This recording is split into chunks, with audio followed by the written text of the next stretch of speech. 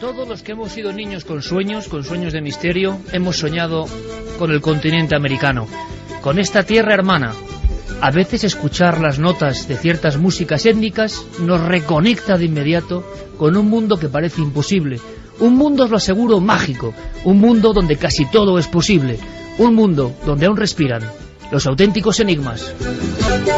Os confesaré mi emoción porque esta misma música la llevaba en los cascos en un vuelo sobre la cordillera andina.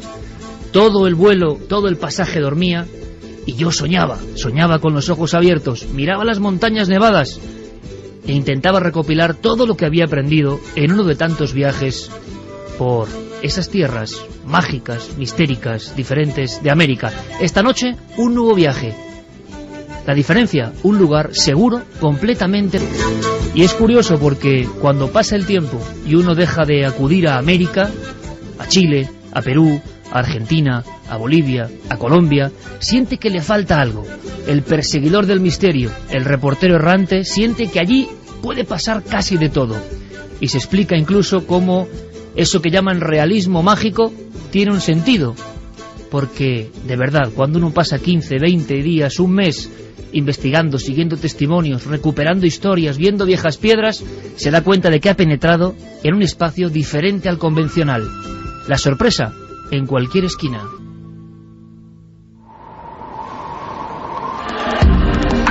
Nunca antes habías estado tan cerca de lo desconocido. Milenio 3. Cadena SER.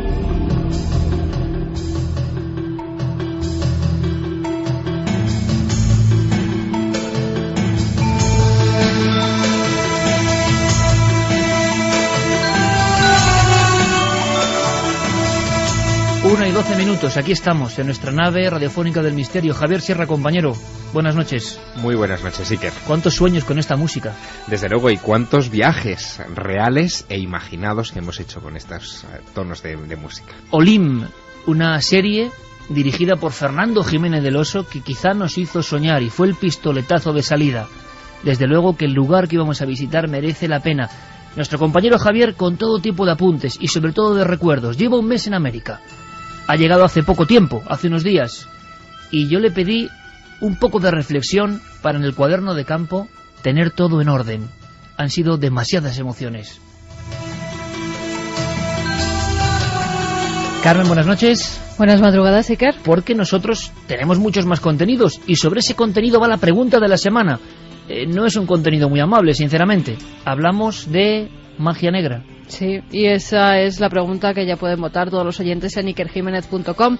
¿Crees en el poder de la magia negra?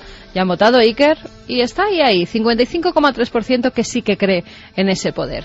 Vamos a decir las vías de contacto porque, hablando de brujería y de magia negra, en la segunda hora hablaremos también de un libro, de Denise, que es el libro que se sortea esta noche, la última novela de Isabel Pisano, editada por Ediciones B. Las vías de contacto donde nos pueden escribir, donde nos pueden hacer llegar sus opiniones. Gente que ya nos escribe además de Colombia, de Chile, de Argentina, de México. Muchísimas gracias a todos ellos. Milenio3 con número @cadenaser.com, www.cadenaser.com y como siempre la nave del misterio que lo tienen que buscar en Facebook y en Twitter.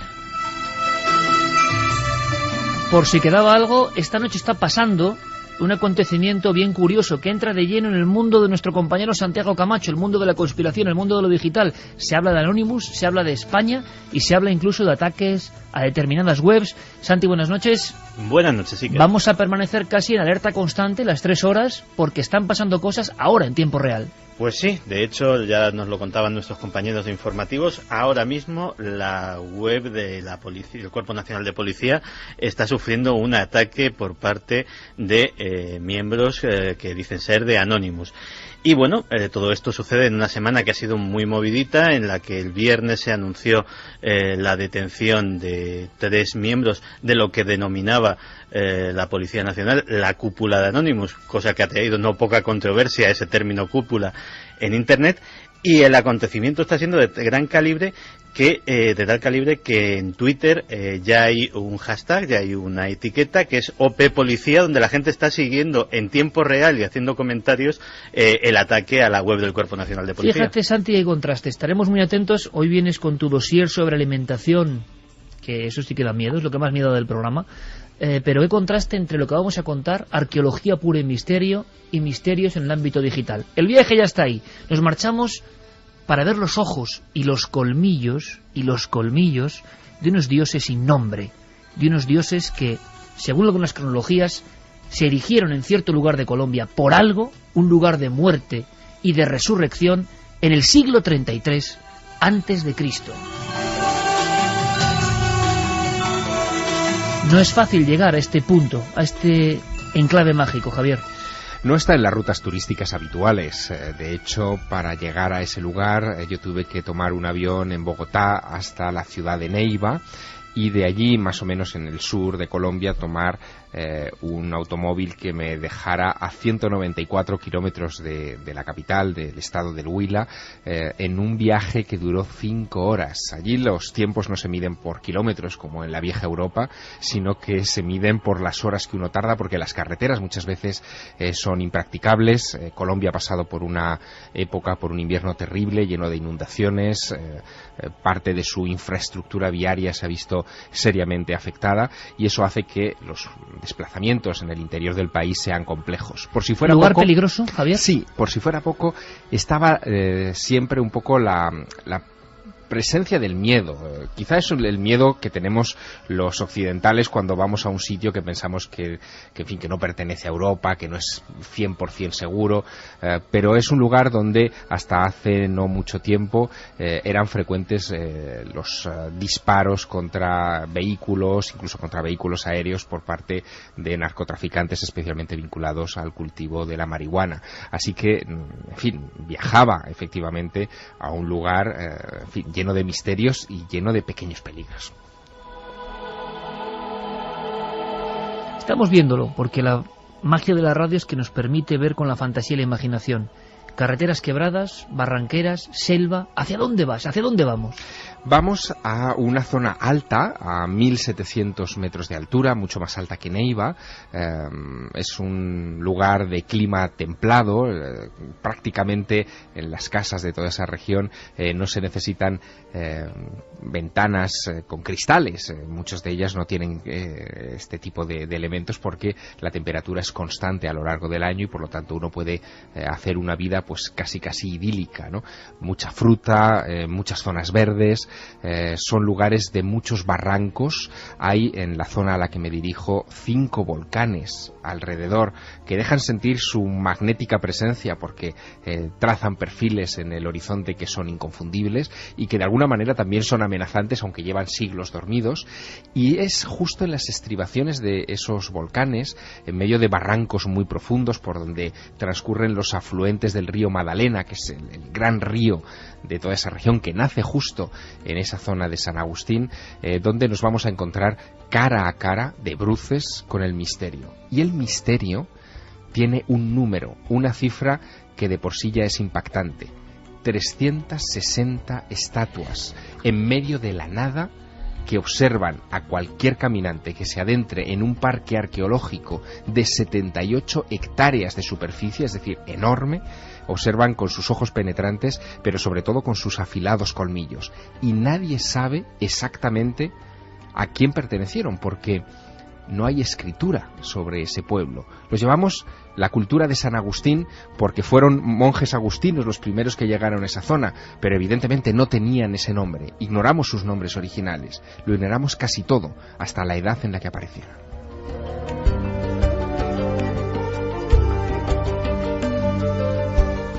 Un lugar diferente, un lugar de culto, un lugar antediluviano, casi en las crónicas americanas, porque ahora se discute mucho en torno a cuál es la cultura más vieja del continente hermano. Hasta hace bien poco se ha hablado de la cultura Valdivia, investigaciones en la zona de Caral, en Perú, y además de una forma muy dramática, que tiene que ver quizá con esto. Descubren, piedra a piedra, guijarro a guijarro oscuro sobre la arena, la cara de un sacrificado, la cara gigante de un sacrificado. El geóglifo de Caral o chupacigarro es un hombre que parece que tiene la melena llena de sangre, o le está cayendo sangre, y la boca está abierta, unas fauces prácticamente, en un quejido terrible. Piensan que hace 5.500 años se instauró esta cultura, pero en Colombia se encuentra este escollo. algunos hablan de siglo 33 antes de Cristo. Y claro, ¿qué son, Javier? Primero, hagamos un retrato. Tamaño. ¿Son hombres? ¿Son animales? ¿Son demonios? ¿Son vampiros? Hasta hace poco se pensaba que eran estatuas de dioses, pero con el correr de estos últimos años y con las nuevas investigaciones arqueológicas y los nuevos métodos de trabajo, han ido arrinconando la idea de que se trataba exclusivamente de divinidades y han, digamos, establecido como varias categorías. Hay hombres, hay chamanes, de hecho se han identificado algunos de los penachos o de las diademas que tienen estas estatuas extrañas, se han identificado con las diademas de plumas que todavía hoy algunas tribus autóctonas usan en algunas de sus ceremonias. Cuando tú llegas ante la primera figura hombre-animal de San Agustín... La primera es impactante. ¿Qué tamaño tiene? Descríbela, por favor, que la veamos. Está enfrente de ti. ¿Qué sientes? Es un lugar que se llama Mesita A. Mesita se refiere a unas estructuras muy parecidas a los menires y los dólmenes que nosotros vemos aquí en Europa, bajo los cuales se encuentran algunas de estas figuras de las que ahora hablaremos. De hecho, choca inmediatamente a los ojos de un europeo esa extraordinaria similitud en la disposición de las piedras. Si las encontráramos en Francia, nadie dudaría que se trata de estructuras megalíticas de 6.000, 7.000 años de antigüedad, pero allí nos estamos enfrentando a lo mismo, pero a 10.000 kilómetros de distancia. Pero lo más llamativo es que antes de entrar en la que se llama Mesita A, que sería el primer dolmen que uno se encontraría, bajo el cual hay unas estatuas muy interesantes, me encuentro con un guardián. Es un guardián de roca, es roca volcánica, gris, de unos 2,5 metros de alzada, de una corpulencia sobrenatural, parece que es 3 veces el ancho de un ser humano convencional, con ojos rasgados hacia los costados, unas fauces feroces y unos colmillos que se le salen por completo de la boca, que mira con ferocidad al visitante, que me mira con ira, ¿no? Y que está como sujetándose una barriga prominente. Hay muchos que dudan todavía hoy si se trata de una mujer y que esa barriga prominente sea la barriga de una embarazada, o si se trata simplemente de un guerrero que está en actitud, digamos, de protección. Pensaban hasta hace poco que era un dios, como te digo, pero ahora muchos empiezan a cambiar la idea. Piensan que se trata de un brujo, de un chamán, de alguien que después de haber ingerido algún tipo de sustancia psicotrópica ha adquirido las características de una fiera de la selva.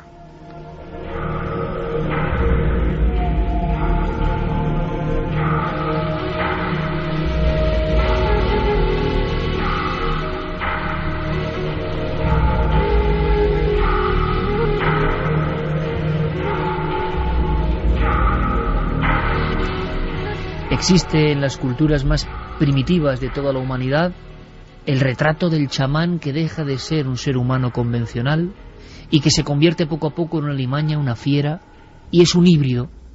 Hay muchas teorías en los viejos pueblos de todas las culturas humanas sobre por qué esas fusiones, esos hombres que no acaban de ser hombres y que tienen fiereza monstruosa. Claro, estamos caminando, gracias a Javier Sierra, todos muy atentos, amigos, de verdad, porque es un viaje no muy conocido y excepcional. Y lo primero que encontramos es el guardián, como pasa muchas veces en las cuevas de la prehistoria y en muchos monumentos de la antigüedad. Ese guardián, por lo tanto, al individuo que hace 5.000 años entraba en aquel lugar de culto, ya le ponían una tesitura, ya no podías ir tranquilo.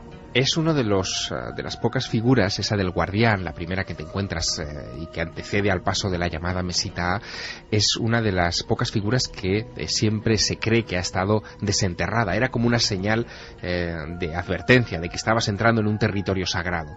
De hecho, la preocupación, digamos, arqueológica de preservar y estudiar esas figuras es muy reciente. Es a partir de 1912 cuando se hacen los primeros inventarios, los primeros mapas más o menos completos de la región, pero se dan cuenta de una cosa, que la mayoría de las estatuas que nos vamos a encontrar a partir de ese punto estuvieron originalmente todas ellas enterradas, bajo tierra.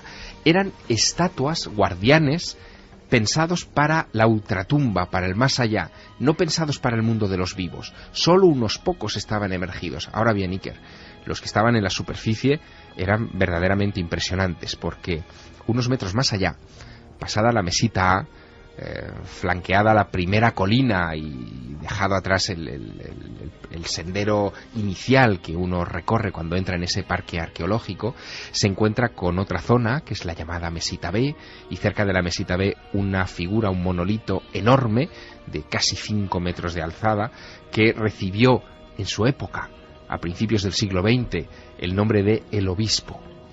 El obispo es un personaje colosal, tremendo, que sujeta entre los brazos un niño al que parece que va a partir por la mitad, como si lo quisiera despedazar. Pero cuando uno se fija mejor y observa los ojos redondos de ese obispo, entre comillas, las fauces feroces de ese obispo, se da cuenta de que justo por debajo del niño, invertido, con la cabeza clavada en el suelo, hay otra figura.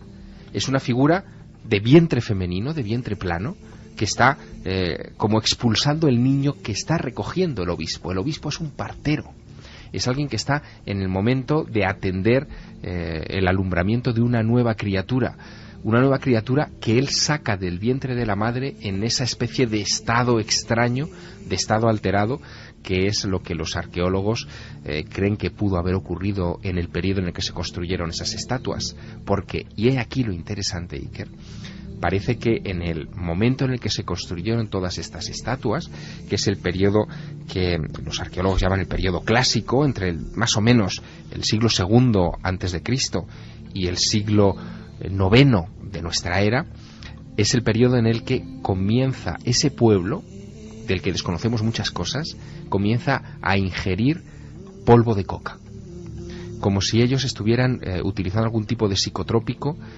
para crear una nueva religión, un nuevo santuario, y hicieran las grandes cosas de la vida, que es atender a los moribundos o recibir una nueva criatura en la comunidad, bajo ese estado extraño de embriaguez. Por lo tanto, ya tenemos el retrato de un lugar de culto donde vida y muerte se mezclan. Esculturas enterradas, como en tantos otros templos de la humanidad. Y ahora ha habido noticias sobre algunos que conocemos bien, los primeros templos o el primer templo de la humanidad, los más extraños que existen, donde parece que estas fuerzas confluyen, fueron enterrados por los propios habitantes o participantes religiosos. Llegó siempre una fecha del fin del mundo para estas culturas, que enterraron y dejaron todo al olvido como un gran secreto. También se cumple aquí. Eso es otra de las claves que se encuentra en ese lugar. En un momento determinado, aquel paraje parece que se abandonó. Tuvo una expansión importante, porque ahora los modernos arqueólogos, los que están excavando en ese parque de 78 hectáreas, se están encontrando con restos de casas. Yo estuve visitando algunos de los lugares donde se estaba excavando en estos momentos, de construcciones que acogieron en su momento a miles de personas. Es muy difícil todavía calibrar en esa región todavía, en fin, salvaje, cuál fue la expansión exacta de todas las viviendas de la zona, pero lo que tienen, por cierto, los arqueólogos es que fue un lugar sagrado, muy sagrado, como un lugar de peregrinación, un foco de atracción probablemente para muchas culturas de la zona, que lo consideraban extraordinariamente santo, pero también un lugar de viviendas. Y fíjate, Francisco Romano, que es el arqueólogo responsable de las excavaciones en ese lugar, que lleva 17 años trabajando en la zona del Alto Magdalena y que me acompañó a muchos de estos recovecos, se mostraba también muy atónito, muy perplejo sobre cómo el uso o el consumo de la hoja de coca y de los efectos que podría producir en la conciencia de esa gente pudo haber cambiado el curso de esa civilización. Si te parece, le escuchamos. Ahora escucha. Lo que estamos escuchando son las típicas pruebas de eco que hemos hecho en otros puntos de América en alguna ocasión. Me da la impresión. Exacto. Es una especie de duende de la radio. Cusco, recuerdo haberlo hecho, ¿verdad? Exacto. Bueno, esto se nos ha colado porque pertenece en realidad a un lugar que está a unos miles de kilómetros de allí, pero del que también seguramente hablaremos acá, que es Monte Albán. En ese patio de 200 metros de largo por 300 de ancho, resuena así el eco. En fin. Facultades de la piedra del sonido que tienen todos estos templos, que guardan una sinfonía secreta, personal. ecos y sonidos que desconocemos cómo influyeron exactamente en la zona de San Agustín, donde ahora nos encontramos, porque no hay construcciones de ese tipo, es decir, no hay pirámides, no hay patios de esa naturaleza. Solo estas figuras. Solo estas figuras y estas mesitas, estos dólmenes. Las casas que se construyeron en su momento fueron hechas con materiales perecederos, con maderas y con barro, y no han sobrevivido hasta nuestros días. Y sin embargo esos hombres jaguares o lo que sea que son para la eternidad. Son para la eternidad, están hechos en piedra. Vamos a ver si tenemos ahora esas declaraciones. Esas declaraciones de Francisco, sí. Por estudios paleobotánicos que se han hecho en una región vecina que es el Valle de la Plata, hemos encontrado polen de coca solo asociado al periodo clásico regional, que es el periodo del florecimiento escultórico, y es el periodo, ante todo, en donde surge el liderazgo político asociado a características ideológicas. Y en esos estados alterados de conciencia, donde entra el brujo, y la brujería es fundamental, incluso nuestra pregunta va sobre eso, y lo vais a entender en la segunda hora, esos estados en los que el brujo se convierte en un ser diferente a los demás, empieza una transformación, muchas veces en felino. Se ha hablado mucho, yo no sé si esto tiene que ver, en esos hombres felino de América. ¿Tiene algo que ver? Tiene que ver. De hecho, fíjate que la ingestión de estas sustancias, según Francisco Romano, el arqueólogo responsable de estas excavaciones ahora en San Agustín, tiene mucho que ver con la aparición de la cultura. Es decir, antes de la ingestión de estas sustancias estábamos hablando de pueblos primitivos que tenían una relación muy elemental, muy básica entre sí con los elementos, pero es a partir de ahí donde se produce la verdadera transformación. Y esto me recordó especialmente una teoría que muy pocas veces se recuerda, pero que a mí me parece muy interesante, de un antropólogo norteamericano llamado Terence McKenna, que él habla de cómo probablemente muchos de todos esos mitos del pasado, incluyendo el bíblico, de la ingestión de la manzana por parte de Eva, en realidad serían símbolos de la ingestión de estas sustancias. Terence McKenna, en un libro que se llamaba El manjar de los dioses, hablaba precisamente de cómo el consumo de sustancias naturales, como la coca o como el cactus San Pedro en otros lugares de América, como la ayahuasca o el peyote, lo que hicieron fue cambiar en la estructura receptiva del cerebro humano, y pasamos de humanos primitivos a humanos complejos. Hay un salto ahí. Hay un salto. Se ha intentado incluso verificar, midiendo esos colmillos de las 360 estatuas, decías, Javier, para saber qué animal está fundido con los hombres ahí. Bueno, de hecho, un profesor de la Universidad de Tolima, que es un experto en la cultura de San Agustín, César Augusto Belandia, ha hecho como una especie de censo de esos colmillos y ha llegado a una conclusión muy interesante, porque asegura que pertenecen a distintas especies. No todas son felinos, apenas de las que él ha inventariado unas 30 claramente serían, por ejemplo, de jaguares, pero los famosos y terribles hombres jaguar. Exacto, pero digamos que ahí habría una mezcla de varios animales. Por ejemplo, caimanes. También habría hombres caimán. ¿Hombres caimán? Hombres caimán. De hecho, hay varias estatuas de caimanes muy llamativas en otras de las regiones, digamos, colindantes al parque arqueológico, como Isnos, en el llamado Alto de los Ídolos. Allí todos los lugares tienen nombres muy evocadores, donde encuentras este tipo de personajes extraños. Hay también unos personajes de unos 3 metros de envergadura, 2,5 más o menos. Pero casi todos gigantes, sí, claro. Sí, muchos muy desproporcionados, muy grandes, que las llaman las estatuas del doble yo o del otro yo, donde aparece la figura del humano, del chamán, digamos, o del personaje noble que se quiera representar, con alguien sobre los hombros, sobre la espalda, como si fuera una especie de sombra, espíritu, o alguien que quisiera poseerlo en un momento dado, ¿no? Y para rematar toda esta visita extraña, este recorrido por imágenes, algunas de ellas muy desconcertantes, nos encontramos en el llamado Bosque de las Estatuas, también en uno de los rincones del Parque Arqueológico de San Agustín de Colombia, una colección de figuras en las que se ve, por ejemplo, orangutanes o monos copulando con seres humanos, ¿no? ¿Qué recuerda eso? Es decir, ese bestialismo en ese instante está evocando un pasaje que pasó, que ocurrió, que se rememora en los tiempos más remotos. Y que nadie sabe nada. Esa es la conclusión.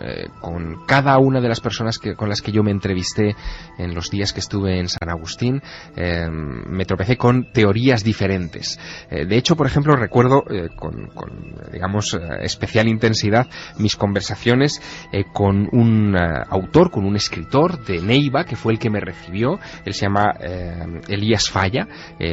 Acababa de publicar un libro titulado San Agustín, la interpretación del mensaje, en donde aseguraba que en realidad el parque arqueológico de San Agustín daba la impresión de ser una especie de jardín del Edén, una suerte de reconstrucción en piedra de lo que sería la evolución humana, como si hubiera el interés de reflejar distintas fases de la evolución de nuestra especie después de haberse mezclado el ser humano con dioses venidos.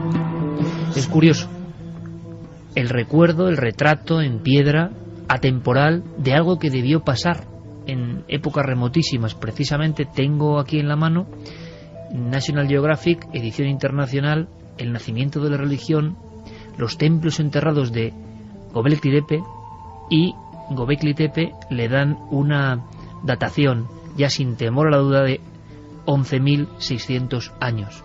11.600 años, amigos, es mucho más allá de lo que se decía, de la Atlántida. 11.600 años es la época de las cavernas, y de repente hay templos, piedras labradas y, sobre todo, animales con colmillos. Es curioso. Algunos sin identificar, pero mostrando las fauces hace 11.000 años. Otros son jabalís. Otros representan reptiles como serpientes con los dientes amenazadores. ¿Qué mensaje hay ahí? En la zona de Urfa creen que Göbekli Tepe era el Edén.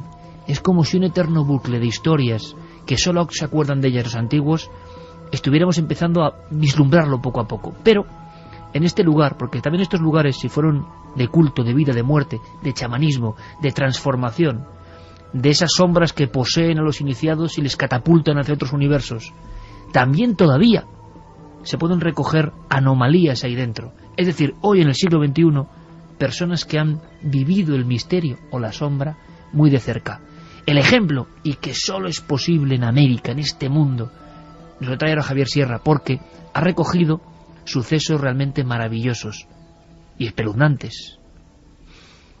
No sé si noche o día, Javier, un guarda de esta zona, hay que imaginarse ser operario vagando a diferentes horas cuando ya no hay visitantes, que no sé si habrá muchos o no, es un lugar bastante aislado, mirar casi con familiaridad a estas figuras con los colmillos y los ojos, o estos seres que cabalgan sobre otros, y te has encontrado algunos casos maravillosos, impresionantes, visiones, no sé, como si esos gigantes hubiesen cobrado forma real en algún momento. En realidad yo me quedé muy perplejo. Solo había que preguntar, y preguntar a las personas adecuadas. Hablé con varios guías y con guardias de seguridad de la zona, y ahí es como me enteré de la historia de Carlos Papamija. Carlos Papamija trabajó hace 8 años como guardia de seguridad en el recinto del Parque de San Agustín, y él tenía la misión, una noche de primavera, de vigilar el área en torno a la Mesita B, muy cerca además de la zona del obispo, de este personaje del partero, ¿no?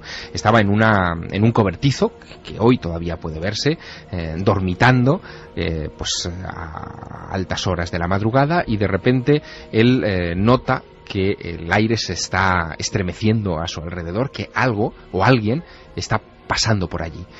No llega a abrir los ojos muy bien cuando observa una figura gigante dando grandes zancadas hacia él, hacia el cobertizo en el que estaba adormecido. Una figura humanoide. Una figura humanoide alta, enorme, de 2,5 metros, 3 metros de altura, ¿no? Él se quedó muy sobrecogido con esa visión. De hecho, tan sobrecogido que no quiso moverse. Abrió o entreabrió los ojos, observó como ese gigante, que era mucho más alto que el cobertizo que lo cobijaba, se agachaba para mirar donde él estaba dormitando. El pánico le paralizó, y cuando vio que el gigante, que aquella cosa, él, Carlos Papamija, no se movía, simplemente continuó su camino y se perdió dentro de la selva.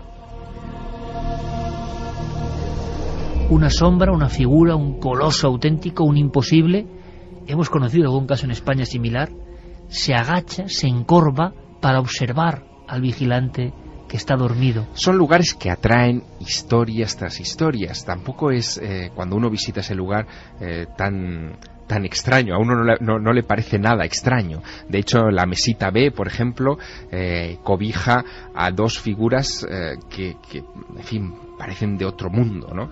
En vez de ser las clásicas representaciones de los humanos con colmillos que hemos visto, lo que ahí encontramos son como dos gusanos con el cuerpo, digamos, hecho en forma de tornillo, digamos, con dos ojos redondos y esos colmillos omnipresentes, custodiando, digamos, la figura del chamán o quizá la representación del dirigente difunto que en su momento pudieron haber enterrado allí. Es decir, que incluso esas representaciones bizarras, extrañas, abstractas, dicen los arqueólogos, están tan presentes y tan vigilantes en el lugar que cualquier relato que te cuentan a la sombra de esos colosos, de esas figuras, tiendes a creértelo.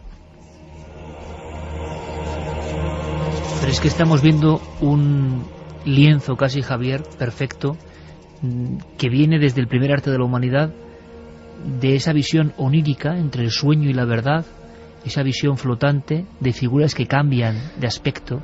Porque claro, lo que acabas de describirnos, esos gusanos que se yerguen, que tienen grandes ojos globulares y colmillos, es que quizá los estaban viendo en los estados alterados de conciencia, mucho más allá, en umbrales donde uno puede llegar gracias a refuerzos, sean psicotrópicos o no, o donde el temor, el miedo hace 5.000 años o 4.000 o 2.000 en aquel lugar hacía que el brujo llegase a ver lo luminoso, lo extraordinario, que cobra estas formas. Tocado por todas estas visiones, quise conocer a alguien que me explicase qué eran esas estatuas, alguien que las hubiera estado inventariando, catalogando, retratando con detalle.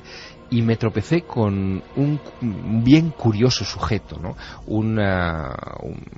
Vamos a llamar así, como un nómada de Oregón, de los Estados Unidos, que llegó hace 30 años a San Agustín, que hoy vive en una casa justo pegada a la valla que hoy, digamos, circunda el parque arqueológico, y que en estas 3 décadas ha dibujado una por una las estatuas con toda meticulosidad. Se ha quedado enganchado allí. David Dellenbeck se llama, y David Dellenbeck me contaba lo que para él es la esencia de cada una de estas figuras. Para él cada figura es un libro.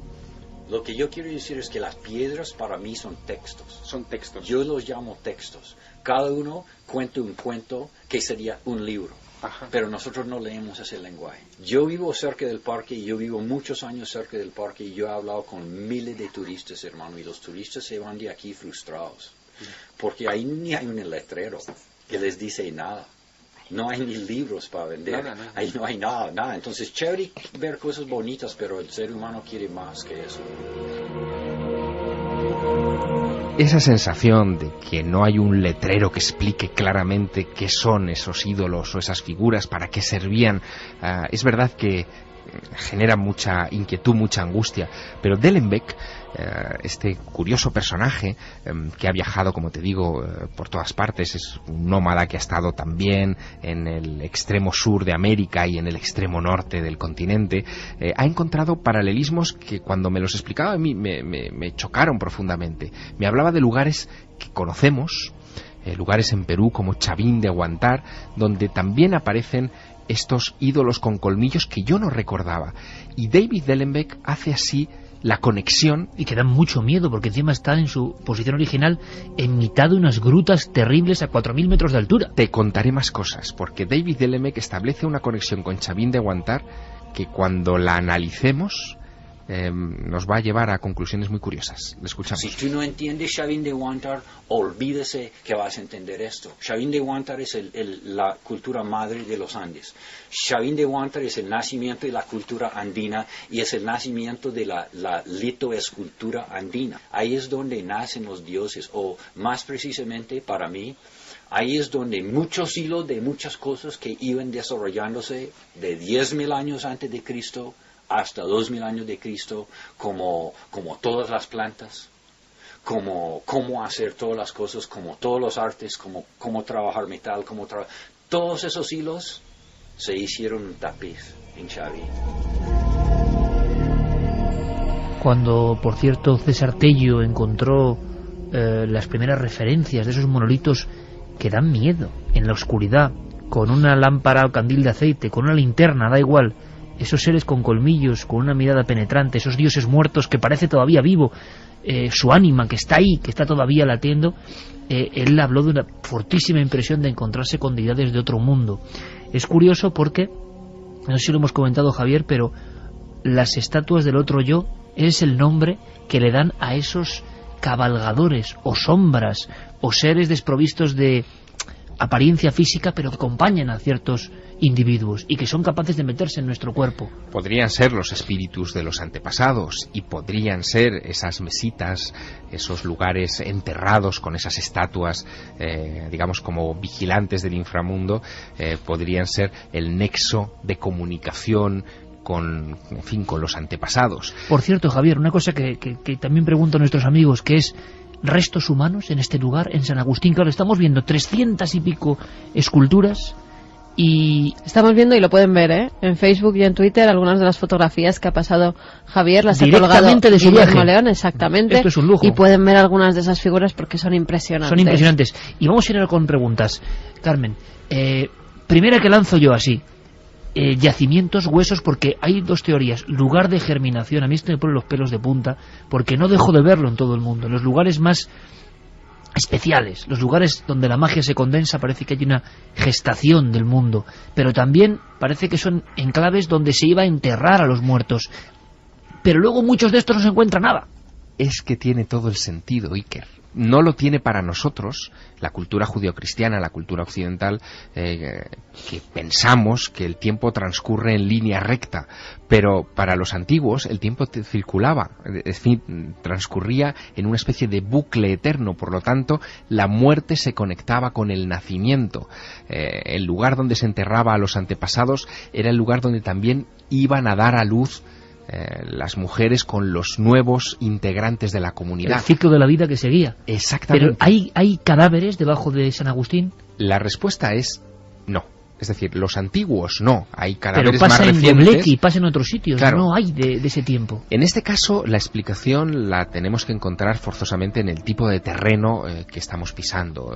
Las tierras de San Agustín son muy ácidas y por lo tanto terminan absorbiendo cualquier hueso, cualquier resto orgánico que desaparece en muy poco tiempo. Tampoco los metales aguantan ciertamente demasiado tiempo en esas condiciones de lluvia constante, de terrenos que absorben rápidamente la humedad y que, en fin, hacen que se transforme todo lo que ocurre o queda en su superficie. Viendo tus imágenes, tus fotos a disposición de nuestros amigos y amigas, viendo esas caras, que no sé dónde empieza lo humano y prosigue lo salvaje, yo recuerdo, claro, todos los monstruos híbridos que en el mundo han sido, que esto daría para mucho.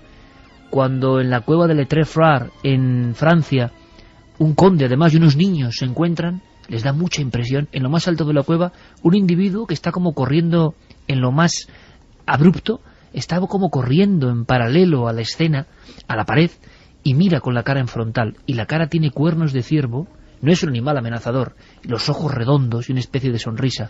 Ese conjunto se impresiona. Os recordad, por ejemplo, en Albacete, cuando, por cierto, uno de los arqueólogos aficionados, más bien labrador, va corriendo a la iglesia a pedir un exorcismo, porque ha aparecido una especie de hombre barbado, la bicha de Balazote, que es mitad monstruo, mitad hombre, y la extraña serenidad de esa cara es lo que causa una impresión de ultratumba. Pues es lo mismo que yo veo en estos ídolos, una serenidad de alguien que mora ya al otro lado, donde la vida no es lo que nosotros estamos viendo, sino otra cosa. Durante años la visión que se tuvo de estas figuras era la de figuras amenazantes, pero tienes tu razón. Los nuevos arqueólogos no piensan que se trate de figuras amenazantes ni que eran guardianes feroces para asustar a tribus de otros lugares, para que no accediesen al terreno o para que lo considerasen tabú. Lo que hoy piensan es que se trata de signos de sacralidad, de un lugar donde los hombres, usando sustancias psicotrópicas o de otra naturaleza, se convertían en dioses. Eran lugares de comunicación con el más allá. de establecer algún tipo de relación con esa rueda de la vida, del nacimiento y de la muerte. Un lugar de contacto, en definitiva. Yo me acuerdo, Javier, en Göbekli Tepe precisamente, que llegó un geólogo estadounidense, había pasado antes por Alemania, muy ortodoxo, muy científico, y estábamos absolutamente solos. Estaba Juan G. Vallejo, estabas tú, estaba nuestro cámara, y él se vino un momento.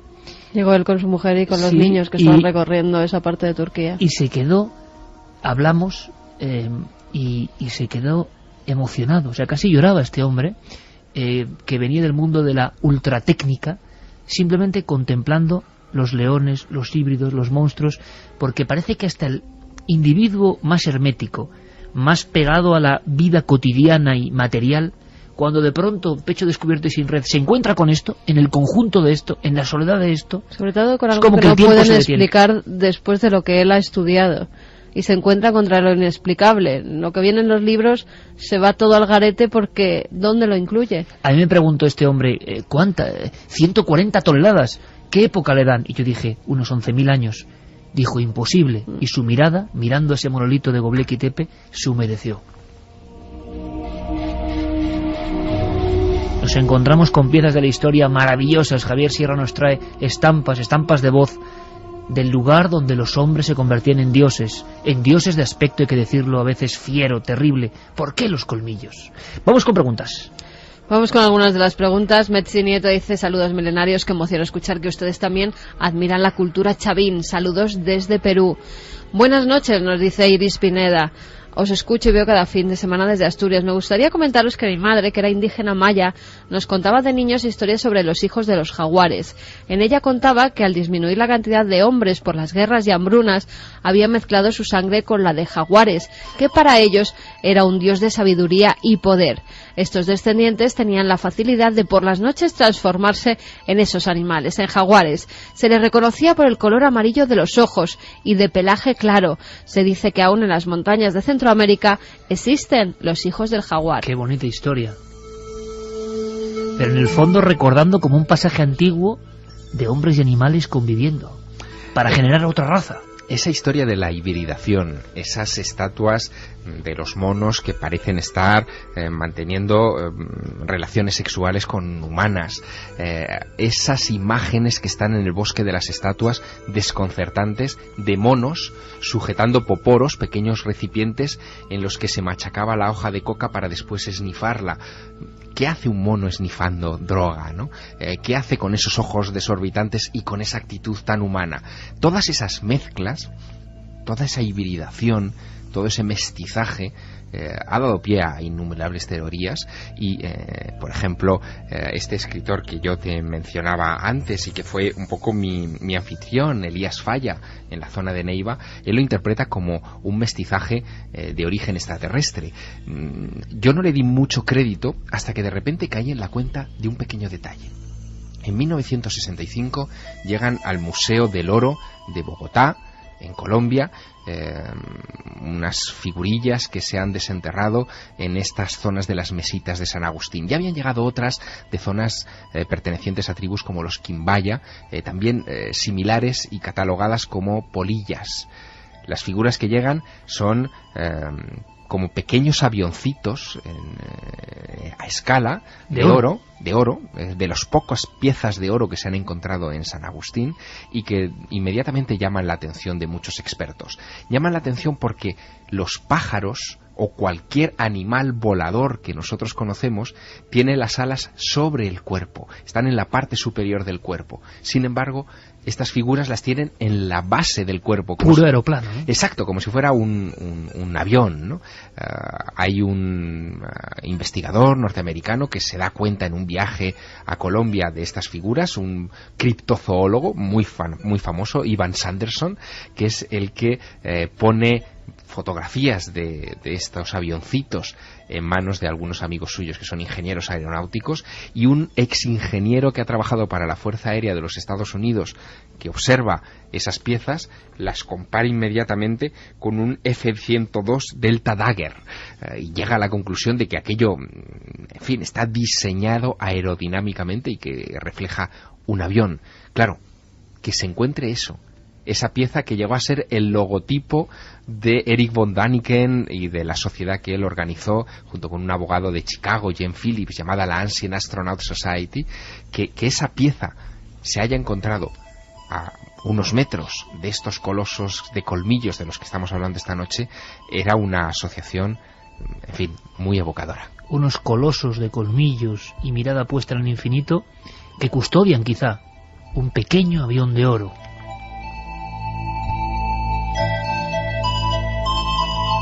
Miriam Rodríguez nos decía buenas noches a todos cuando habéis hablado de unos relieves extraños de monos copulando con seres humanos.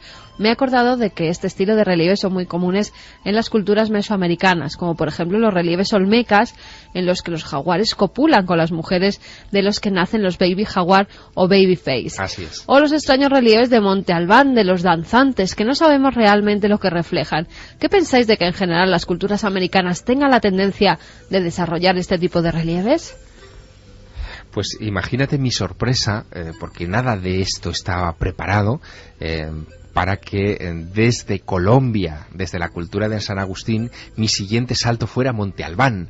Y allí, inadvertidamente, me encontré con el edificio de los danzantes, donde hay una especie de colección enorme de la que podemos hablar después, dentro de unos minutos, una enorme colección de imágenes de personajes barbudos, de mezclas genéticas, como si fueran deformes. Algunos piensan que se trata de una enorme colección, un libro de medicina de deformes de la naturaleza. Otros, en cambio, hablan de hibridación directamente, que me llamó poderosísimamente la atención, sobre todo porque los constructores de Monte Albán, igual que los aborígenes de la zona de San Agustín, eran gente sin barba. O sea que te vas a quedar unos minutos más y hacemos por lo menos un planeo, ¿eh? Mira, vamos a poner de nuevo esta canción terrible y tremenda. Porque nuestro camino sonoro continúa y ha sido una oyente la que ha dado ese paso, esa pieza nueva, ese siguiente estadio del puzzle. Más preguntas, más cuestiones. Antonio de Madrid dice: nos resultan muy parecidos algunos de esos seres a los descritos por los dogones, los cuales llegaron desde el cielo, tenían escamas, eran altos y con grandes colmillos. Un saludo, me encantan vuestros programas. Sobre todo se parece al lanzón de Chavín de Huántar, esa figura de 5 metros y medio que tiene unos enormes colmillos y que algunos describen como un enano con una cabeza desproporcionadamente grande, y donde se ha llegado a especular con que en realidad no se trataría de una divinidad, sino de un feto estilizado de 7 meses, que es más o menos la proporción que guardarían la cabeza en relación al cuerpo. Gustavo Campo, que nos decía: Erich von Däniken dedica el capítulo 4 de la estrategia de los dioses al complejo de San Agustín. Lo acabo de sacar aquí la portada, Javier Sierra. Y el capítulo 5 a un misterio mucho más antiguo en Colombia, la ciudad perdida en la Sierra Nevada. Buritaca 200. Eso viene ahora. Santi de Chiclana dice: lo que contáis suena a la película de Relic. Impresionante, Javier. Batalla Solís dice: hola, qué fotos tan interesantes habéis puesto, son unas estatuas impresionantes, no me suena haber visto nada parecido jamás. Javier, ¿qué se siente viendo un auténtico misterio a tan poca distancia? Besos desde Málaga. Seguimos con más, porque Javier va a contestar ahora. Dani Santos: os oigo en el iPod, ahí donde voy, os tengo mucho cariño. Un abrazo desde Alemania, de un milenario de 15 años. Desde Alemania. Por cierto, que si nos vamos de gira este verano, si vamos a ir a San Agustín. Ojalá pudiéramos, nunca se sabe. Más preguntas nos dicen sobre Perú, en el departamento de Arequipa, que si existen puertas dimensionales labradas en las montañas. Bueno, preguntas de todo tipo. Evidentemente, cuando hablamos de América sale el lado mágico, el lado de ese realismo fantástico. Nos hemos centrado en Colombia, en este lugar que era muy desconocido, y quedan algunos retazos, algunas pistas, algunos elementos que son interesantísimos. Los recorreremos en este viaje y además vamos a empezar la siguiente hora de Milenio 3 a las puertas del infierno, a las mismísimas puertas del Averno, que también lo había evidentemente para la antigüedad. ¿Y qué se sentía ahí? ¿Qué se vivía ahí? ¿Quién sale al paso en esa oscuridad? Lo comentamos y seguimos con muchos más temas. La magia negra, protagonista también esta noche, aquí, en Milenio 3. ¿Y quién era ese hombre gigantesco, ese coloso, de caminar lento a grandes zancadas, que se aproximó hasta la caseta del vigilante, en pleno centro arqueológico de San Agustín? Y es que toda América está preñada de este tipo de sucesos, de casos. Dicen incluso algunos expertos, por ejemplo en el Islam, que los musulmanes tienen bastante miedo, en general, los más metidos en la ortodoxia de las creencias, a acudir a yacimientos arqueológicos porque piensan que los jinas, los dijins, los demonios, los aparecidos, lo que no es humano pero que vaga en algunos lugares, queda imantado a esas rocas. Por ejemplo, nada que les espante más que los pueblos o culturas ya desaparecidas, las ruinas que duermen bajo la arena. Colombia, que fue nuestra primera parada, es un lugar rico en acontecimientos, y simplemente como apunte, para terminar, para acabar con ese viaje, no muy lejos de este lugar de los colosos de dientes afilados, de los hombres jaguar, los caimanes humanos, los gusanos con grandes cráneos y fauces afiladas, no muy lejos de todo esto, poco antes de que el hombre llegase a la luna, ocurría un caso que siempre ha estado citado como uno de los más horrendos y enigmáticos de la historia de la ufología. Pero lo que describía el testigo era bastante parecido a lo que ha contado Javier Sierra, que a su vez aseguraba ese vigilante de San Agustín. Era el 4 de julio de 1969, o sea, 16 días antes apenas de el gran sueño de llegar a nuestro satélite. Pero lo que vieron tanto Arcesio Bermúdez como sus sobrinos entre 14 y 16 años, que pasaban unos días de asueto en la hacienda Tocarema de Anolaima, es bien distinto, bien diferente. Tengo en las manos una fotografía que realmente estremece si uno ahonda en su contenido. Son unos dirigentes de la APRO, un grupo de investigación ufológica, varios periodistas de El Tiempo de Colombia y unos jóvenes que están señalando un punto entre la espesura del bosque. El día 4 de julio del 69, los muchachos empezaron a hacer señas, parece que de Morse, como puntos y prolongaciones con la luz, a una curiosa estrella fugaz.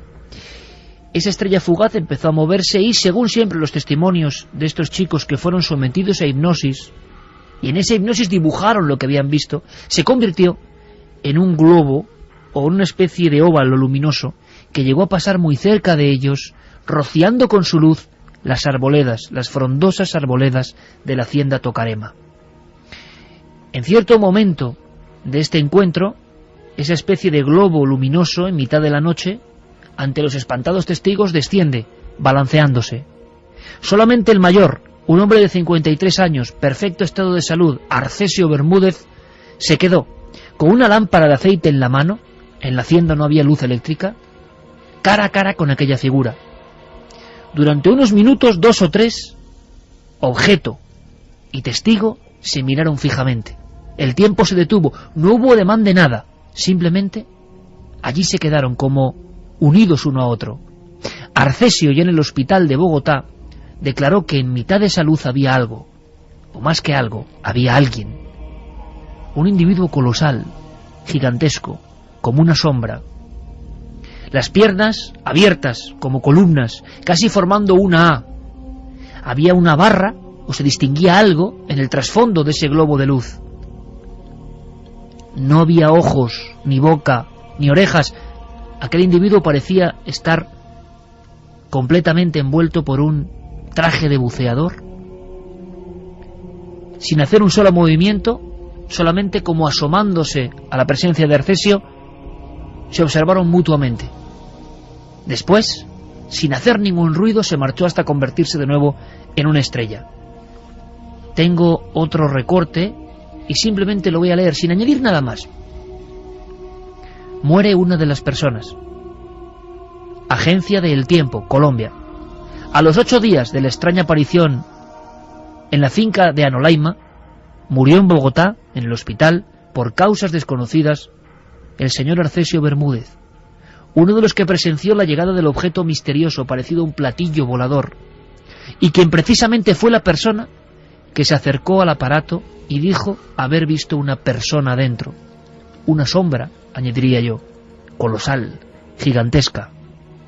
Murió con una serie de enterocolitis y diarreas sanguinolentas, así dice el parte médico, y dejó de existir exactamente una semana después. El caso de Anolaima y una visión que, por lo que vemos en algunos lugares de Colombia, no es extraña, sino hasta a veces, y en ciertas épocas, frecuente. Seguro que estas visiones se han producido desde el principio del tiempo.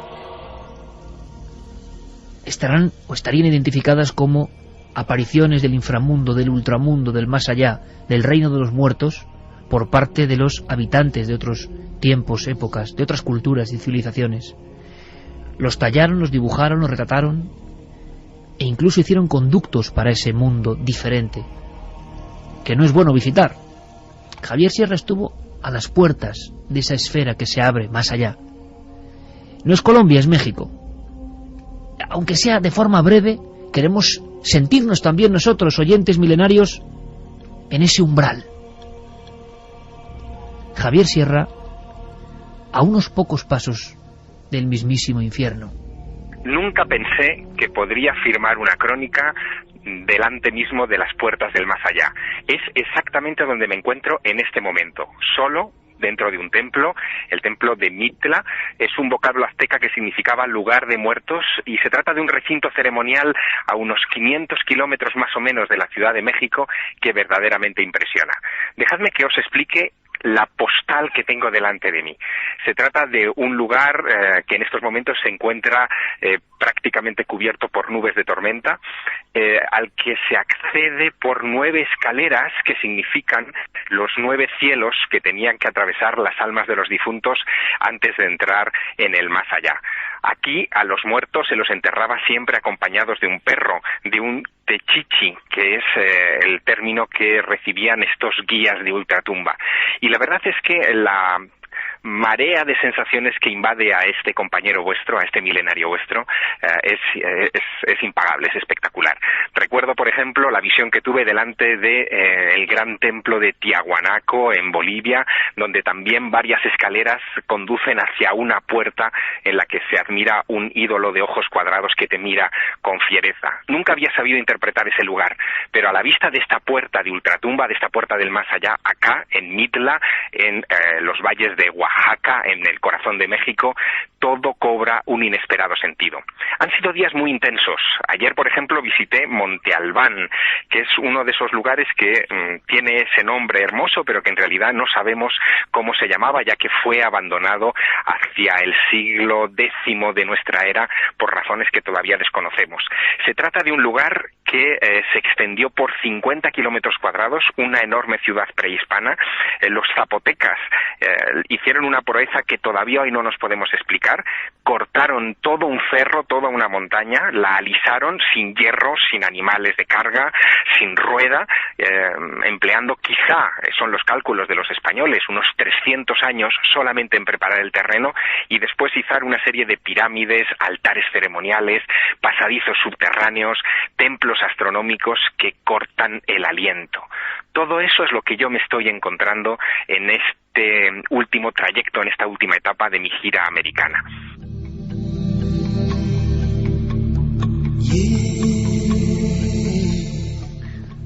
Dos y 15 minutos. Sería la postal final, Javier, la crónica en el lugar de los hechos, a las puertas del más allá. Solo en América puede pasar esto. Solo, y en un lugar como Mitla, cuyo nombre viene de Mitlantecutli, el dios de los muertos de los aztecas. Terrible aspecto. De terrible aspecto.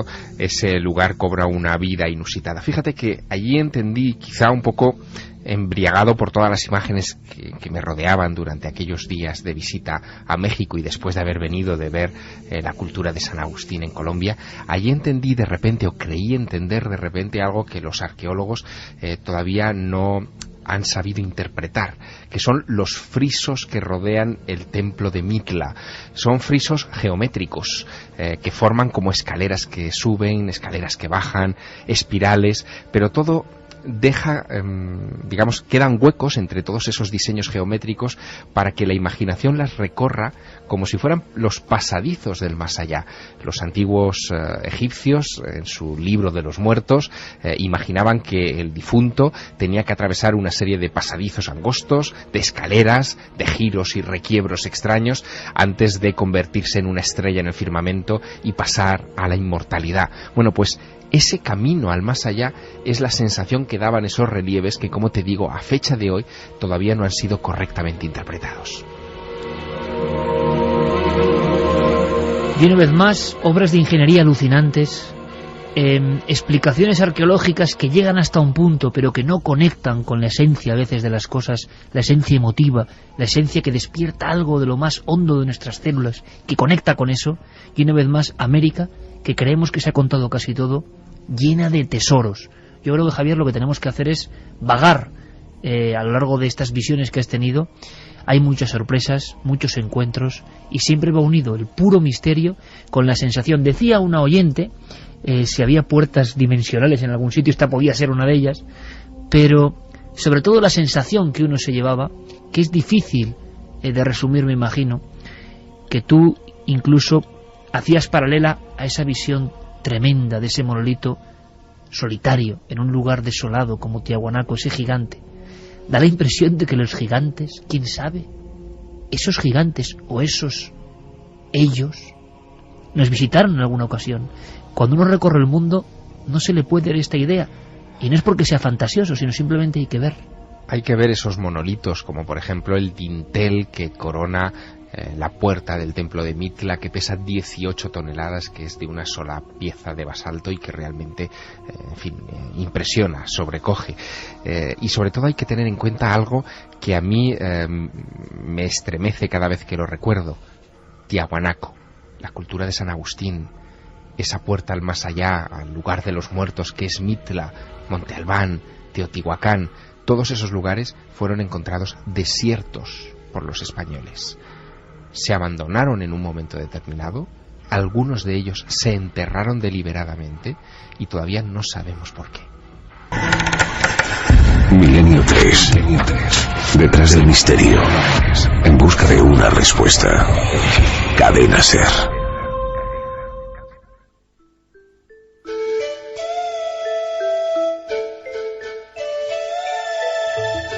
2:21. Milenio 3 es viaje, exploración, curiosidad. Ahora ahondamos en la magia, en la brujería. ¿Cómo va la encuesta? Vamos a ver la encuesta. La pregunta es: ¿crees en el poder de la magia negra? Puedes seguir votando en ikerjimenez.com. Ahí es de... Fíjate que habíamos tenido últimamente unos picos muy grandes en las encuestas, pues esta va ahí. 56,5% sí que creen en el poder de la magia negra, frente al 43,5% que opina que no. Y hablamos de eso porque últimamente ha habido noticias que hablan de poderosos, dirigentes poderosos en el mundo, importantes, y brujería. Asesores brujos, vudú, canibalismo, rituales. ¿Cierto? Fantasía, ¿verdad? África, Asia, incluso Europa, América. La brujería es universal y los que tienen poder quieren tenerlo más gracias a esas malas artes. ¿Qué creéis? 2:23, la noche tiene una noticia digital también. Tiene que ver con la conspiración, Anonymous, novedades. Santi, ¿cómo va la cosa a estas horas exactas? Pues mira, a estas horas exactas la página del Cuerpo Nacional de Policía está activa. Me comentan, mis conocimientos de informática son muy limitados, pero como me lo dicen, lo transmito, que los funcionarios del Cuerpo Nacional de Policía han recurrido a un DNS secundario y que parece ser que desde Anonymous están intentando contrarrestar también esa medida. Está habiendo una guerra digital tipo, esto sería ya arqueología, ¿no? Juegos de guerra, pero está pasando ahora mismo, o sea, hilos invisibles que cruzan información por este país están ahora mismo en combate. ¿Por qué? Pues no lo sé, pero hay más novedades. La web del Ministerio del Interior sí que está tumbada, está absolutamente caída, así como la del SEPE, el Servicio Público de Empleo. Nos hemos centrado mucho en el Cuerpo Nacional de Policía, pero parece ser que el ataque es bastante más amplio.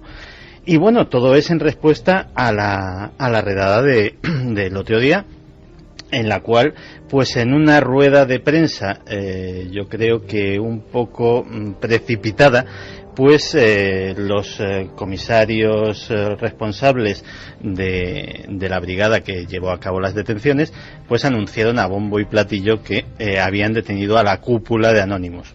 Bueno, muy cúpula no sería desde el punto de vista de que está teniendo lugar esta reacción. Lógicamente en Internet eso generó un tremendo revuelo, sobre todo por la elección, fíjate qué curioso, de esa palabra cúpula, porque estamos hablando de un movimiento en el cual se vanagloria de no tener absolutamente ningún tipo de jerarquía.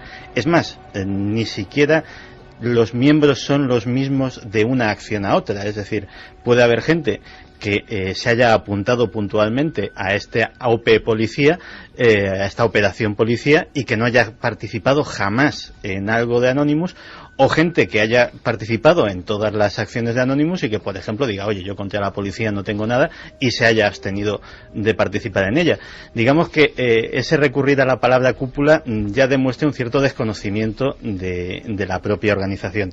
De hecho, además, había acusaciones muy graves, como que estos miembros de Anonymous pensaban publicar datos sensibles e información reservada sobre agentes de los cuerpos y fuerzas de seguridad del Estado y algunos políticos, para que la gente pudiera acceder a ellas en Internet, y parece ser que eso fue lo que precipitó la acción. Y de la acción pues viene la reacción que seguiremos siguiendo pues a lo largo de la noche. Además, justamente fue la Policía Nacional la que desarticuló y la que pilló a esa cúpula, entre comillas, de Anonymous. Por eso el ataque precisamente a esa web, a la web nacional de policía. Está ocurriendo ahora mismo. Por cierto, sorteamos 3 libros, importante por lo que ahora vas a contar. Sí, sorteamos 3 libros de Denise, escritos por Isabel Pisano, es su última novela, y editados por Ediciones B. Vías de contacto, la repetimos. Milenio3 con número @cadenaser.com. También está La Nave del Misterio, tanto en Facebook como en Twitter, donde pueden seguir viendo esas imágenes sobre las esculturas y los lugares en los que ha estado Javier Sierra y que nos contaba, y también a través de www.cadenaser.com, donde van dejando sus mensajes según vayamos tratando los temas. Santi, ¿de qué nos vas a hablar hoy? Así una palabra. En tu tercer dossier, la que estás liando, sobre alimentación y conspiración. Pues hoy habría que dar 3 mini titulares, pero que seguro que van a empezar a poner los pelos de punta a la gente. Porque imagínate cosas que pudimos ingerir en nuestra infancia y que no tengan efecto sobre nosotros, sino sobre nuestros hijos. O imagínate que vamos a hablar de hormonas en la carne, de hormonas en la leche, o también de por qué en Estados Unidos cada vez más, y ya ha empezado a suceder en Europa, niñas de apenas 7 u 8 años empiezan a tener el periodo y acceder a la pubertad. Creo que el dossier de Santiago Camacho, por un lado, merece la pena, pero también por otros como para taparse los oídos. Fermín Agustí, Carlos Largo y Noel Calero al otro lado de la nave, coordinándolo todo. Y le pido a Noel Calero, el maestro del sonido, que variemos despacio, porque vamos a hablar de brujería. Y no vamos a hacerlo ahora con invitados, que sí, que también, con documentos, recorriendo algunos países donde han pasado cosas, sino con una historia. Vamos a empezar con una historia de hasta qué punto el ser humano ansía el poder, o el amor, o la venganza, y accede a esas artes que están ahí desde el principio del tiempo. ¿Cuándo empezó a funcionar la brujería? Veréis, hace poco, en la zona de Shanidar, en Israel, se encontró la tumba de un chamán o una chamana de hace unos 12.000 años. Ya tenía semillas, elementos, pequeños muñecos, o lo que quedaba de ellos, que demostraban que había una acción de simular la vida y la muerte en esa especie de juego o de liturgia. Puede ser el inicio, las raíces de la brujería. Luego se han ido solidificando y refinando mucho, por desgracia, y parece que hoy son un poder importante. Pero como el arte de hablar por la radio, de comunicar cosas, consiste sobre todo en contar historias y que vosotros las reviváis en vuestro cerebro, en vuestra mente, vamos con una que convulsionó a Europa. No hay que irse muy lejos.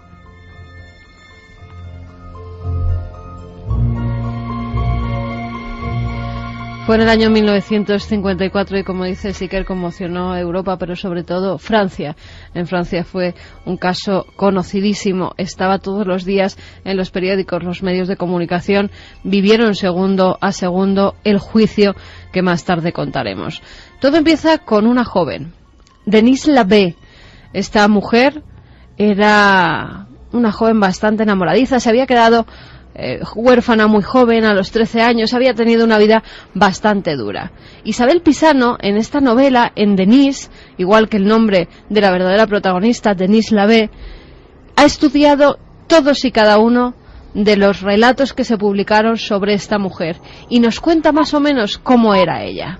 Era una empleada en el Instituto Nacional de Estadística de Francia, en París. Era muy joven, era madre soltera. Tenía una hija de un médico que la abandonó, la sedujo y la abandonó, la sedujo muy joven, la abandonó para irse a Indochina a probar fortuna. Una joven que tiene una relación con un hombre, ese hombre la abandona y ella se queda sola con una niña de pocos meses. Al tiempo conoce a un hombre que parece que la protege, que la quiere, que la da todo aquello que no le han dado los jóvenes con los que mantenía relaciones. Se llama Jacques Algarrón. Y Isabel Pisano nos cuenta cómo era la personalidad de Jacques. La niña tenía 2 años cuando ella conoce a Jacques Algarrón, un oficial de la Escuela Militar de Saint-Cyr. La Escuela Militar de Saint-Cyr es de donde salieron prácticamente todos los presidentes franceses. Establece con él una relación, hasta el momento no conocía. Empieza de traerle hombres a la cama, de prestarla a los amigos, de traer mujeres examantes suyas o amantes actuales, y para terminar en esto, o sea, enormes castigos, bestiales castigos sadomasoquistas, siempre bajo la influencia del Marqués de Sade y también de D'Annunzio. Él le dice en un momento determinado, para amarme tienes que ir de sufrimiento en sufrimiento. Jacques era un hombre que estaba muy influido por las lecturas de Kafka, de Sartre, de Guidé, y decidió pedir una prueba de amor a Denise. Creía que estos pensamientos filosóficos lo que tenían que hacer era convertirlos en realidad. Además, Jacques consideraba que la pequeña era un mal recuerdo de la vida anterior de Denise, y entonces le pide una prueba de amor. Es más, le dice, el amor no existe, solo existen pruebas de amor. Ella le dice una frase que una mujer no debe decir jamás, que es lo que quieras, pídeme lo que quieras. Y él le dijo, la niña, Denise. Y ella no entiende lo que quiere decir y dice, la niña, Denise, dame su vida. Entonces ella se levanta del lecho y se va ya a la puerta, coge la falda y coge todo y se va. Se está por ir y entonces él le dice, pero no, mi amor, era una broma y tal.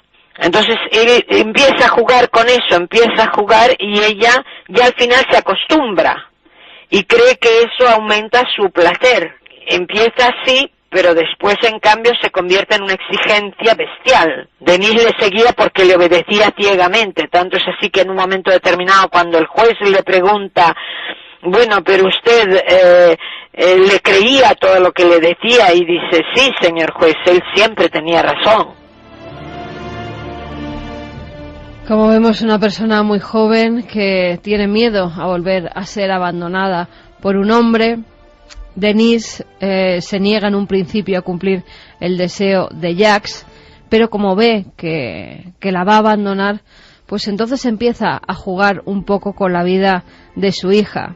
Ella, con 18 años nada más, Iker, se siente abandonada, cree que Jacques es el amor de su vida, que no lo puede perder, que es un hombre culto, que la trata bien, que tiene el cariño que no le habían dado los otros hombres.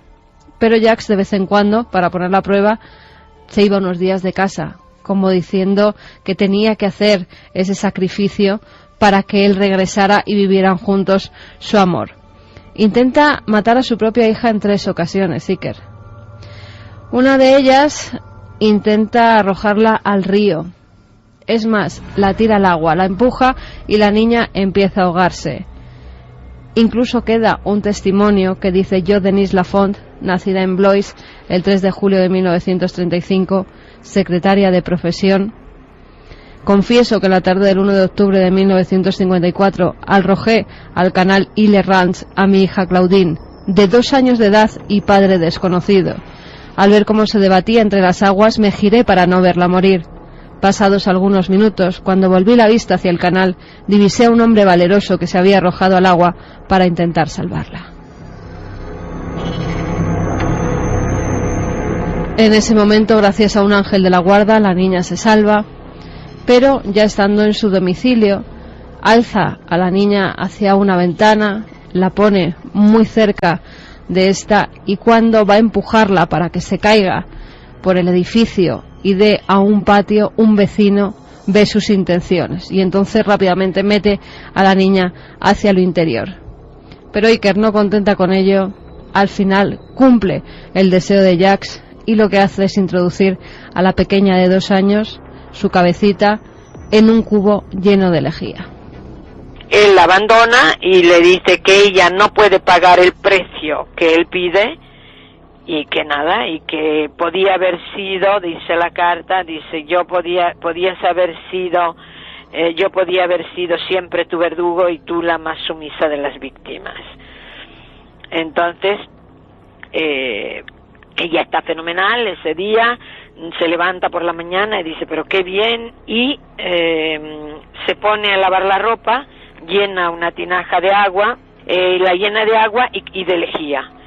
Entonces la niña está a los pies jugando de ella, la coge por los pies y la mete cabeza para abajo y la sostiene 7 minutos. Y cuando el cuerpo cesa sus espasmos, la deja caer al fondo del recipiente. Y desmayada, la encuentra la hermana con el grifo abierto y la niña muerta.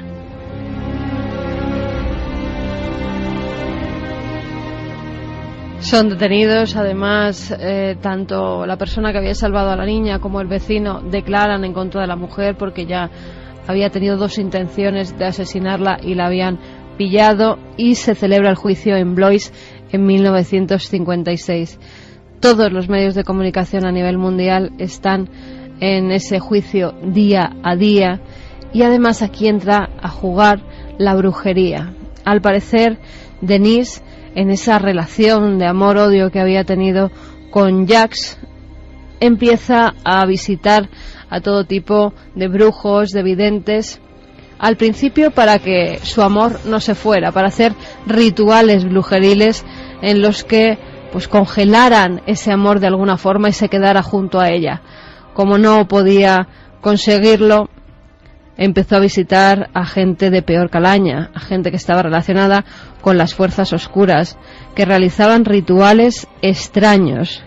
Ella quería que ese amor no se fuera nunca, pero al final tuvo que cumplir la peor de las pruebas, que era matar a su propia hija. En el juicio esto es lo que ocurrió.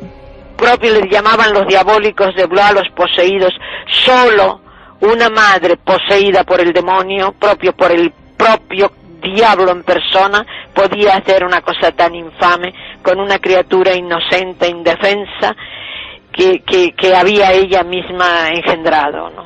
Y ella hizo ritos de brujería para dejarse con una mujer brasilera que además hacía abortos. Entonces iban al cementerio y bueno, y hacían ritos satánicos para que a Denise o él volviese o que ella lo olvidase.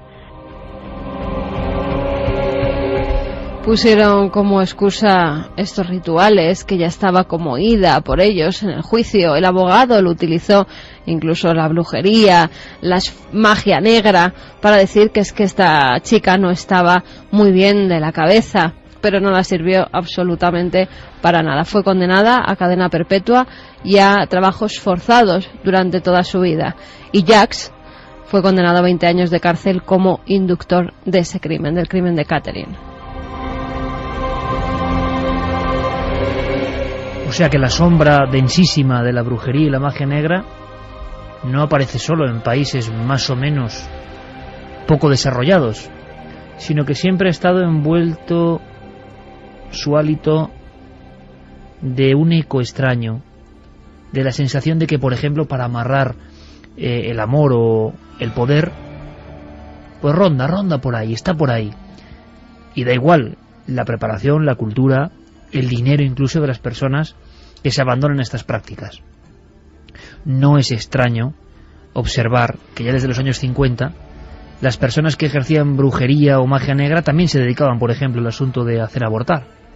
Todo va en una especie de pack, ¿no? Interrumpir la vida de alguien inocente por esa especie de comunión con el mal. No hay otra forma de decirlo. Esa es mi clarísima idea. Comunión con el mal, porque solo alguien monstruoso puede detener la vida de algo, y de algo inocente como un niño. Estos casos de brujería se convirtieron en un tremendo impacto en la Francia de aquella época. Es curioso porque 50 años después observamos que muchos dirigentes vuelven a ser noticia porque están envueltos también de esa capa fina o gruesa, según se mire, de la magia y los brujos. Verán, la última noticia venía de Irán y tenemos un documento. Varios especialistas hablaban de brujería en Irán y del presidente que al parecer tenía una auténtica guerra de nigromantes montada en un país tan explosivo, tan en la encrucijada como este. Parece que los sumos pontífices de alguna forma de la religión iraní atacaban al propio dirigente político, asegurando que varios miembros de su comité se abandonaban a ritos que, sí, desde el punto de vista de lo musulmán, pero tienen que ver con el infierno, con la brujería, con la adquisición de poderes. Y eso parece que es una tradición muy vieja, muy antigua. Hemos hablado con especialistas que conocen el país y conocen lo que ocurre, y da la sensación de que esto es casi moneda de uso común. O sea, dirigentes que deciden el futuro de millones de personas y el presupuesto de millones de personas, o las tecnologías y la ciencia de millones de personas y de conciencias, y que sin embargo en sus ratos más o menos libres o sus asesores más allegados resulta que son brujos directamente. ¿Esto es posible o forma parte de un cómic grotesco? No, pues parece que es verdad. En Irán ha pasado esta misma semana. Ha mandado detener, él y otros ayatolás han mandado detener a los algunos ayudantes de Ahmadinejad, acusándolos de exorcistas, de haber acudido a un brujo, de hacer brujerías, de llamar a entidades especiales en el aura metafísica, mundos desconocidos, etcétera, etcétera, ¿no? Primero tenemos que saber si esto no es utilizada, la brujería existente o las creencias en las brujas y en los magos y en las entidades superiores viviendo entre nosotros, si esto no es un caso de enfrentamiento o si es un caso real de brujería. Sin duda, el África negra y profunda fue el lugar, el germen de muchos acontecimientos que tenían que ver con brujos y poderosos. Se han hecho incluso películas sobre presidentes que llevaban a su pueblo con mano de hierro, a veces se comían a su pueblo directamente, y que su cohorte de asesores más importantes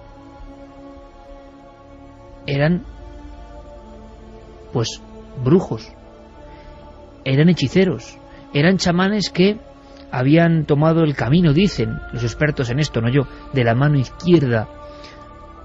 Se habían metido en los umbrales donde se reclama poder a través del mal. En Guinea están acostumbrados a estas historias. Yo no sé hasta qué punto se exageran o no, pero los que conocen el país, los que han investigado, los que han hecho reporterismo allí, como José Manuel Novoa, saben que la zombificación, sí, como digo, la conversión de seres humanos poco menos que en piltrafas en forma de marioneta que se puede manejar perfectamente su conciencia, es algo que está ahí al cabo de la calle. Ritos complejísimos. No se toman decisiones si antes no se ha hecho la liturgia concreta. José Manuel Novoa nos habla de dirigentes que en algunos casos ponen los pelos de punta. Y dentro de esa historia terrible pues ha estado estos presidentes. El primero fue François Duvalier, Papa Doc, como le llamaban, pues que realmente se convirtió en el gran brujo del vudú. Y en un país donde todo el mundo cree en estas prácticas, pues no te hace falta tener muchos fusiles para poder amedrentarlo, para poder tenerlo subyugado, ¿no? Y realmente, bueno, pues entre el poder político que se sustentaba en esto y los tontón macuts, que era su guardia pretoriana, pues llevaron el país pues durante muchísimos años no solo a la ruina, no solo lo desbastaron, sino que además tenían la gente sometida y amedrentada por las prácticas de vudú que se hacían, ¿no? Esto es un tema largo porque incluso hemos hablado en algunas ocasiones de la zombificación, que era una antigua pena de la ley tradicional del vudú, y sin embargo, pues lo mismo François Duvalier que Jean-Claude Duvalier, que después fue Baby Doc, era el hijo, pues usaron estas prácticas para tener al pueblo sometido.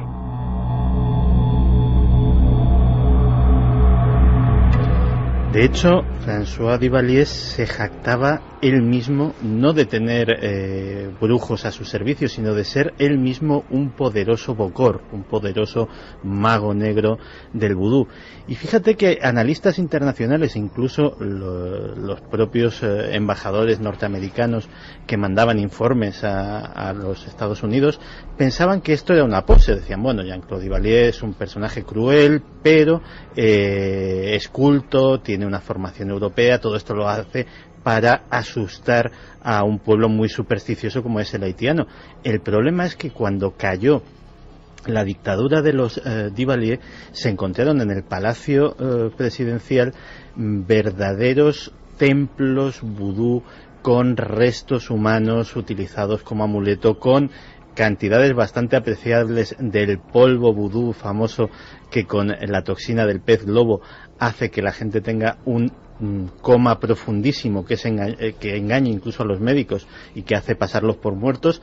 Luego son desenterrados, los daños cerebrales son brutales durante ese tiempo sin apenas oxígeno, y esas personas eran empleadas, esos zombies eran empleados en las plantaciones de Papadoc, de Duvalier, no solamente como mano de obra barata, que era una de las sangrientas tradiciones de la isla, sino también como ejemplo.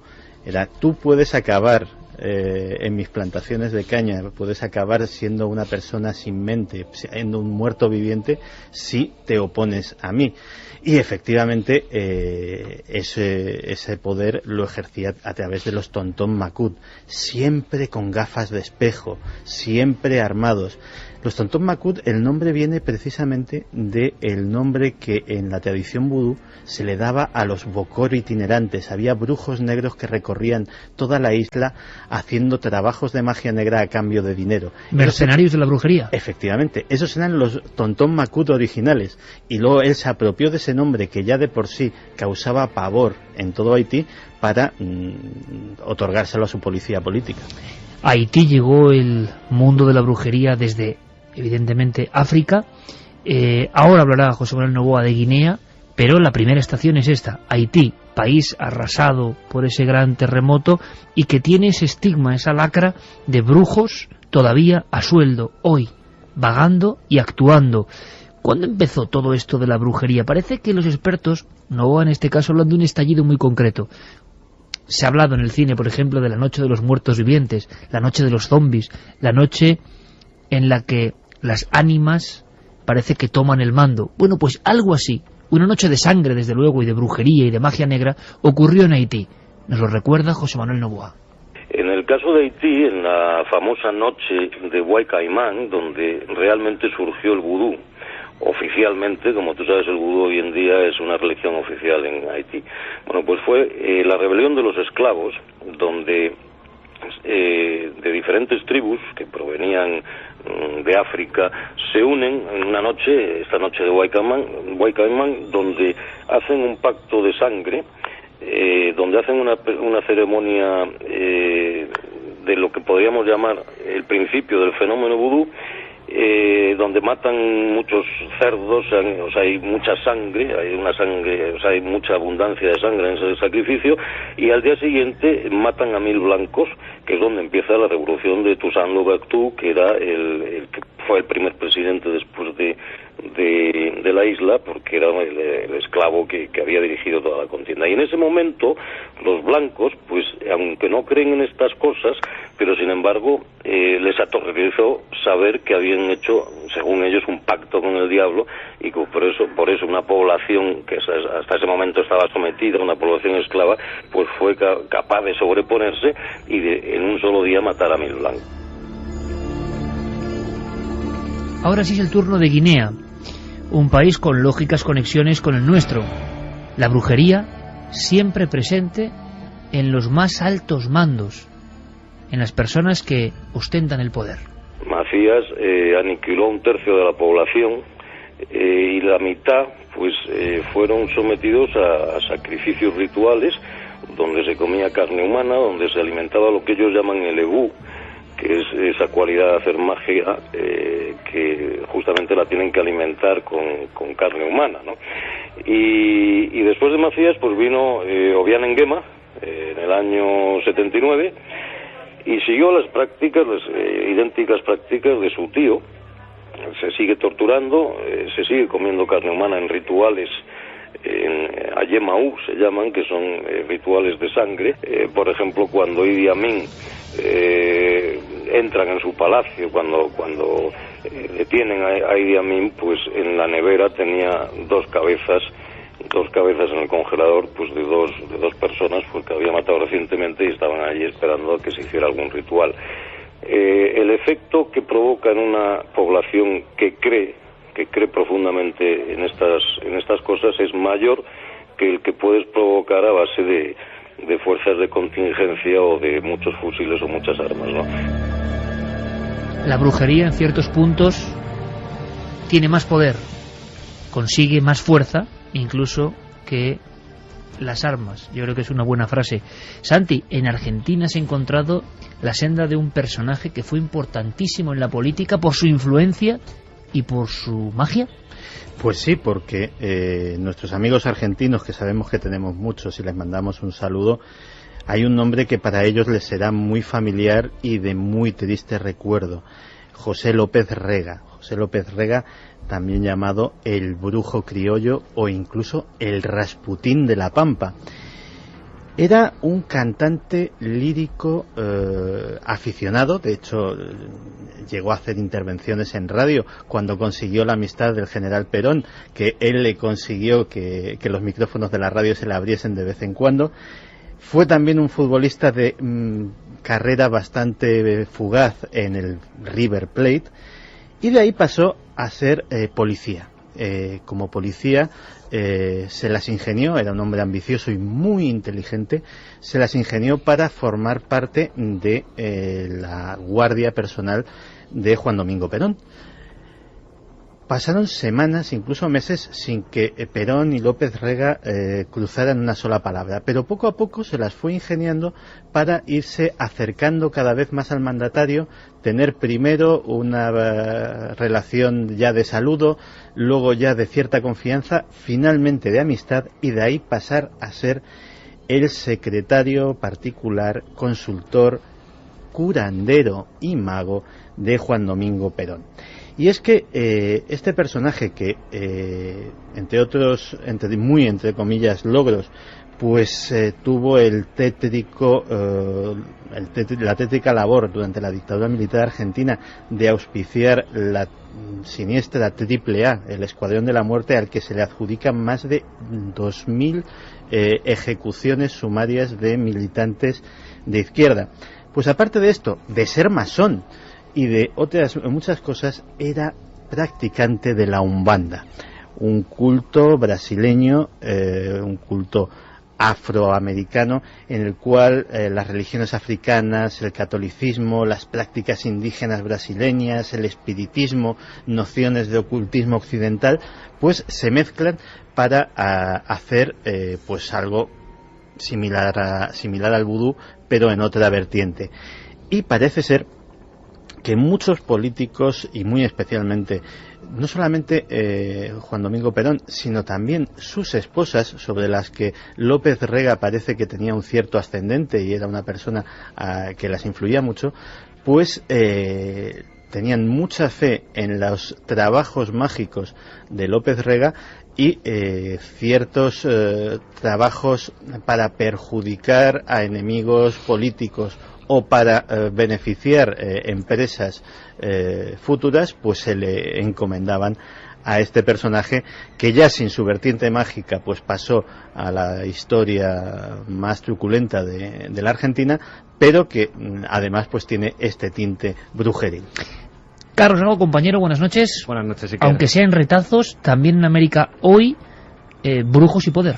Sí, por ejemplo, vamos a viajar hasta República Dominicana. Allí nuestro guía va a ser Santiago Estrella, periodista del diario digital rd.com. Allí, una vez más, se repetían todo lo que habéis comentado. Una escena, por ejemplo, es en la que un coche lujoso llega en una zona del oeste o sur de República Dominicana. Sale un hombre vestido elegantemente, con gafas de sol, capucha, para que no le reconozcan, y se mete en un lugar donde hay un curandero, y bien, pues para pedir una vez más esa protección a ese chamán, en este lugar a ese chamán. Nos describía Santiago Estrella cómo es el tipo de brujería allí en República Dominicana. Hay, por ejemplo, hacen unos brebajes o mejurjes, una cosa desagradable, porque mezclan sapos, culebras con ron y ese tipo de cosas. Eso ocurre mucho en la parte sur del país, el sur oeste, casi en la frontera con Haití, donde se practica mucho eso de la brujería, y encuentra que tienen un altar grande con muchos santos, un sincretismo entre talismanes africanos y esas cosas. Generalmente, como nos decía Santiago, pues son políticos medios o aspirantes a presidentes, pero también nos encontramos con el caso de grandes políticos de renombre, como por ejemplo expresidentes de la República Dominicana, como Joaquín Balaguer, e incluso otros casos como el de José Francisco Peñas Gómez, que se vio muy perjudicado por su vinculación a la brujería y al chamanismo. Balaguer tenía en su casa una enana que era la que barría la parte frontal de su residencia. Entonces, esa enana, según las personas que la conocían, los que circundaban la casa de Balaguer, decían que él la había empleado ahí porque esa enana le traía suerte.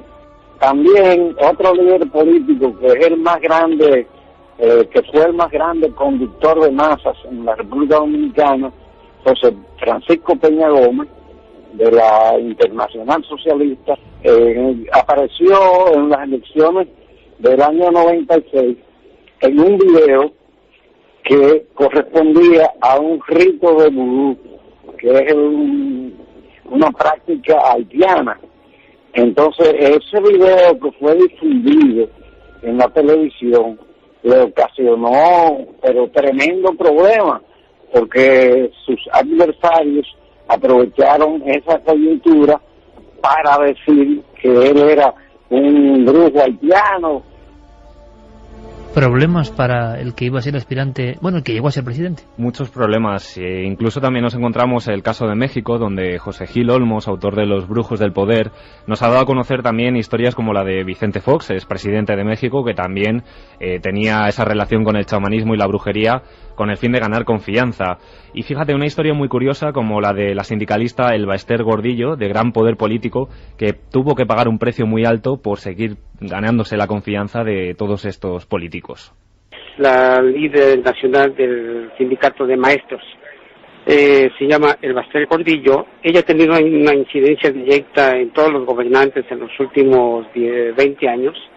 Ella fue hasta África a que le hicieran un ritual de magia negra con el sacrificio de un león.